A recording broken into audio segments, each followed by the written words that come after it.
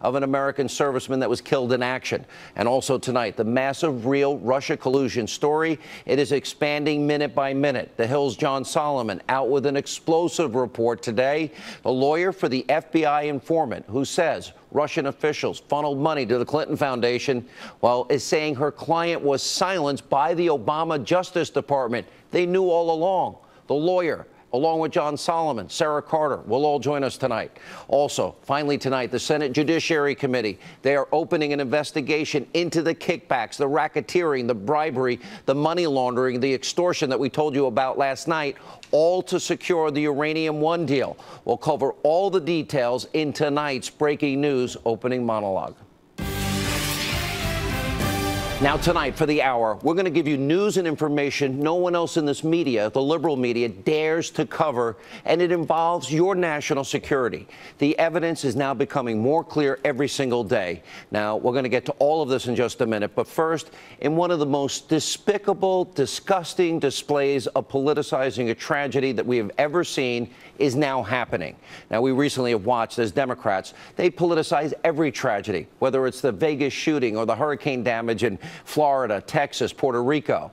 Democrats, their allies in the left-wing liberal mainstream media, they have now sunk to a disturbing new low, proving that in their eyes, our president, President Trump, can do nothing right. Now, the left in this country is now using the death of Sergeant LaDavid Johnson, who was killed earlier this month in Niger, to attack the president. And to do so, the media is using like the #1 Trump hater in the country, Congresswoman Frederica Wilson. You know, after President Trump called Sergeant Johnson's widow yesterday to do the right thing, offer his condolences, well, Congresswoman Wilson, who claims to have heard the conversation, said that President Trump told the widow that her husband, quote, knew what he signed up for. And apparently there was more to the sentence. The president reportedly also said he knew what he signed up for, but when it happens, it really hurts. It still hurts. The media is leaving that part out in most instances. Now, Congresswoman Wilson also went to CNN, of course, fake news, to continue to trash the president. They give everybody who wants to trash the president a forum over there for calling the widow and the president offering his condolences. Watch this. I didn't hear the whole phone call, but I did hear him say, I'm sure he knew what he was signing up for, and but it still hurts. I was livid when I heard that. To say that this young man stayed in school, did all the right things, went into the service, became a sergeant so quickly that he signed up for his own death? That is so insensitive. It is so taken out of context. Now, President Trump is firing back against the Congresswoman's claims. Watch this. Didn't say what that Congresswoman said. Didn't say it at all. She knows it, and she now is not saying it. I did not say what she said, and I'd like her to make the statement again, because I did not say what she said. Now, Congresswoman Wilson's attacks against the president are not a surprise. She has been vicious from day one against President Trump, going after him for months. We'll have more on that in a minute, which the media won't tell you. But first, let's assume for a second, let's assume that maybe the president was slightly inarticulate in his offer of condolences to the sergeant's widow. Let's assume for just a second. Isn't what the president's saying here that anybody who signs up for the military, they know the danger, they're courageous, they're heroes. Every brave American who signs up to defend their country does so knowing those dangers, knowing they may end up making the ultimate sacrifice. Isn't that why we honor military members? Because they put their lives on the line for us every single day in America, and they don't ask for a whole lot in return? Isn't that part of the equation? Sergeant Johnson, to his family, our thoughts and prayers are with you. He is a hero. Everybody in this country should honor him for his service. And by the way, you have to be a really sick, twisted, ugly person that puts politics first, which most of the media is today, to think that the president got up out of bed, purposely got on the phone, and wanted to hurt this family after what happened to them. That's what you would have to believe this story. Look, I don't really think the president got on the phone to hurt the slain soldiers' family. He was being thoughtful. He was trying to comfort them. And by the way, the White House has witnesses. They say the context of the phone call is what's important. By the way, and the congresswoman, what she said, well, it's only part of what the president said. Now, there's also a big question that we all need answered in all of this. Is Congresswoman Wilson trying to exploit a tragedy here? And by the way, use a tragedy as an opportunity to attack the president, because it appears she is. She's hated the president from day one. No one else is telling you that in the media. This is not the first time the Congresswoman has attacked the president personally. Back in May, she was already predicting President Trump's impeachment, saying, quote, he doesn't realize that he is on the brink of impeachment and people will begin to call for him to be impeached, and the Republicans will have to join in because they need to be on the right side of history. And in August, Wilson proved she was no fan of President Trump. She tweeted, quote, well, if you support racists, you're a racist. At real Donald Trump supports racists because he's a racist. That's what she says about our president. In June, she tweeted, if real Donald Trump was a student at a school I served as a principal and behaved so crudely, he'd be expelled. Back in March, she was pushing the Russia collusion conspiracy theories. And finally, in June, in reaction to James Comey's testimony, she put out a statement saying, quote, what Comey described is impeachment of Justice 101. If all I heard is true and corroborated by his former colleagues in the investigation, I believe there's no question President Trump will be impeached. This is the woman that is leading this cause against the president, who called a widow in one of the worst moments in her life, the sad loss of her child. And of course, following right behind the Congresswoman, we have all the sheep in the lapdog media piling on the president, assuming the worst in President Trump, assuming that the Trump-hating Congresswoman is correct. They run, of course, only one side of the story. Watch this, as usual.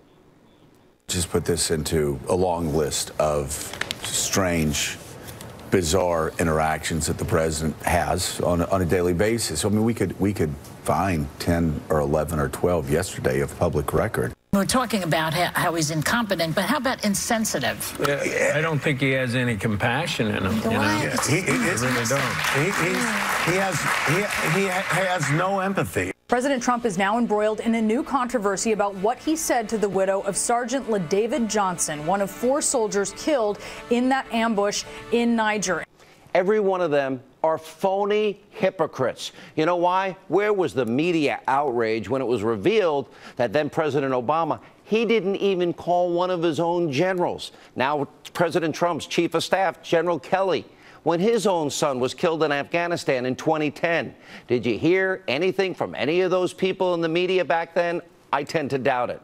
And there's also a 2010 report from a local Washington paper that says when a Gold Star parent called the White House to talk to President Obama, he was told Obama didn't typically make those kinds of calls. No wonder, according to a new Politico poll, 46% of the American people think you in the media make up stories about the president. You know why they think it? Because it's true. You do. And of course, it's selective moral outrage once again. Now, in a few minutes tonight, you're going to meet a Gold Star mom, Karen Vaughn. She begged President Obama to not bring cameras when her son was being brought home in a coffin. And President Obama did it anyway. So I'm sick of everyone in the media, all their feigned outrage, all these lawmakers that hate President Trump and making their living off hating President Trump, like Congresswoman Wilson. I have a challenge for all of you overpaid, spoiled brats in the media. Okay, you care about the family? We should focus on the family. And guess what? I heard that this wife is pregnant. I'm going to personally donate. I've already done it. $14,000. You can donate $14,000 tax-free. So fake Jake Tapper, are you going to donate $14,000 and match it? Anderson Cooper, what about you? You make enough money. What about all you liberals over at Conspiracy TV? What about Rachel Maddow, Lawrence O'Donnell? You going to pony up? How about Humpty Dumpty Stelter? So I'm so sick and tired of all of you people exploiting tragedies, believing the worst, and doing nothing to help these people. Put up the money. Also tonight, our second breaking news story. The Hill's John Solomon has uncovered another massive Democratic scandal that is raising serious legal questions about the Obama administration and the Clintons. Now, here's a quick overview of what we now know as this is developing every hour. According to John Solomon and Circa News' Sarah Carter, in 2009, the FBI uncovered evidence showing that the Russia, remember? Russia, Vladimir Putin, that their nuclear industry officials were engaging in bribery and kickbacks and money laundering and other criminal activities. We knew about it in an effort to move and advance Vladimir Putin's influence on America's uranium market. Then inexplicably, knowing all of this, in 2010, while the bribery scheme was still going on, the Obama administration, they went on and approved the Uranium One deal. That gave Vladimir Putin, Russia, 20% of control of America's uranium, the foundational material to make nuclear weapons. There's also another major aspect to this story. The Hill and Circa are reporting that the FBI has evidence, including an eyewitness account, that Russian nuclear officials, quote, routed millions of dollars to the Clinton Foundation while Hillary was serving as Secretary of State and while she signed off on the Uranium One deal that gave 20% of our uranium to Vladimir. Now, tonight, the lawyer for the FBI informant, Victoria Tunsing, she says the Obama administration blocked her client from informing Congress and the American people about what he saw happening. Victoria will join us in a few minutes with an exclusive interview. But first, here's what we don't know and why you should be outraged. This is what the media won't tell you. According to both reports, the Obama administration, they kept evidence of this Russian bribery plot secret from Congress. And by the way, it's unclear if members of the government committee, the people that approved the Uranium One deal for Vladimir, knew what Russia was doing when they actually signed off on the agreement. There's evidence that shows that may in fact be true. And the Senate Judiciary Committee has now announced that they are launching an investigation into what key Obama administration officials knew and what they knew when. And for good reason. There are several high-profile officials that were involved in all of this. Here they are. Former Attorney General Eric Holder. He was a member of the committee that approved Uranium One. He had to know all of this. And he also headed the Department of Justice. They oversee the FBI. Now, to me, there's no way he didn't know about this Russian nuclear plot, and he needs to testify under oath what he knew, when he knew it. Did he withhold vital national security information? Then there's a now Deputy Attorney General, Rod Rosenstein, and he's now Deputy FBI Director, Andrew McCabe. Two other people, watch their names. They were the only ones who oversaw the FBI's investigation into this Russian bribery, so there's no way that they weren't aware of what was happening. So tonight, the burning question is, why were they silent? Why didn't they sound the alarm about Russia while uranium was being approved, this deal to give to Putin? And by the way, next on the list, special counsel Robert Mueller. He was the FBI director back in 2009 when all of this probe was going on, the bribery probe. You know, given what we now know, Mueller should not be in charge of any investigation as it relates to Russia or Russian collusion or election interference because he has yet another massive conflict of interest. But since it appears that Mueller will be sticking around, maybe he should focus on the actual evidence of real Russian collusion. Everything is here, all the evidence. All that Mueller and his team needs to do is corroborate the facts. Now today, in an effort to be fair, to get answers, we reached out to Eric Holder, to Robert Mueller, Andrew McCabe, Rod Rosenstein, Bill and Hillary Clinton, the Clinton Foundation. We asked all of them to comment about these explosive reports. The Department of Justice did respond about McCabe and Rosenstein. They stated, quote, per long-standing department policy, we don't comment on the existence or course of investigations. The Clinton Foundation, they did get back to us. They're denying the story. And big surprise, we didn't hear back from any others that we reached out to. Shocker. Now, the Attorney General, Jeff Sessions, is also being asked about investigating this scandal. He was on Capitol Hill earlier today. He was pressed by Senator Chuck Grassley of Iowa about the Deputy Attorney General, Rod Rosenstein. Watch this. I would like to remind you that Deputy Attorney Rosenstein directly supervised the criminal case when he was U.S. Attorney in Maryland. I don't think it would be proper for him to supervise a review of his own conduct, do you?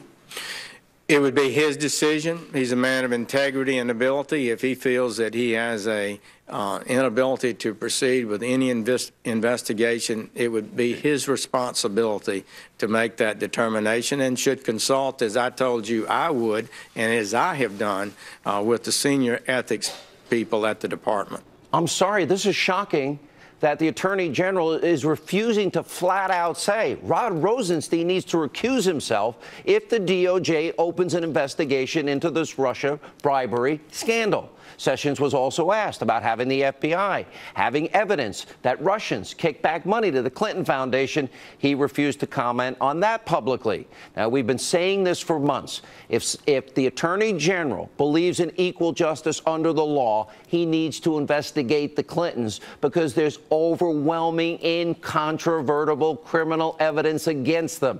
They should not get a free pass just because they have money, name, power, and influence. That's not how our system of justice